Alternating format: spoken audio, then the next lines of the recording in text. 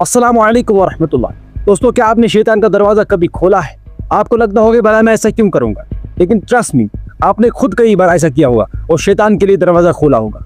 अब इस क्रेजी चीज़ के पीछे कहानी क्या है, आइए समझते हैं। देखो, अगर आज हमारे साथ कुछ गलत होता है तो सबसे पहले हमारे मुंह में क्या निकलता है? अगर मैंने ऐसा किया होता, अगर मैंने स्टडी ज़्यादा की होती, अगर मैंने इन्वेस्टमेंट ज़्यादा की होती। और यही वो स्टेज होता है जहाँ आप खुद ही अपने पैर पर कुल्हाड़ी मार रहे होते हैं। क्योंकि नबी अलैहिस्सलाम की एक हदीस है कि अगर तुम्हारे साथ कुछ गलत हो जाए तो ऐसा नहीं कहा करो कि अगर मैंने ऐसा किया होता, वैसा किया होता, एक्स्ट्रा एक्स्ट्रा। इसके बजाय अल्लाह की रज़ा पर राज़ी रहा करो। और अगर शैतान के लिए दरवाज़ा खोलता है, अब आप भी सोचते होंगे कि आखिर दरवाज़ा खुलता कैसे है, तो लेट्स सी। पहले आपको ये समझना होगा कि यहाँ हमें नॉर्मल प्लानिंग से रोका नहीं गया है। अगर आप कहते हैं कि मैं हार्ड वर्क करूँगा और मैं कामयाब हो जाऊँगा, दैट्स प्लानिंग, इससे हमें नहीं रोका गया है।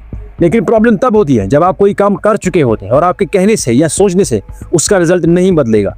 फॉर एग्जाम्पल, आपने एक इन्वेस्टमेंट की और आपका लॉस हो गया, तो अब आप यही सोच रहे थे कि अगर मैंने इन्वेस्टमेंट नहीं की होती तो ये नहीं होता। लेकिन यहाँ पर आपके कहने से कुछ नहीं बदलेगा, और इसे ही हम डिस्ट्रक्टिव रिग्रेट कहते हैं, जिसे साइकोलॉजी में काउंटर फैक्चुअल थिंकिंग कहते हैं, यानी पास्ट के अल्टरनेटिव वर्जन्स बनाना। जैसे कि आपने पहले ही सुना, हदीस ने फरमाया गया है कि अगर शैतान के लिए दरवाज़ा खोलता है। अब मॉडर्न साइकोलॉजी ने इस इफ को समझने के लिए एक बेहतरीन रिसर्च की।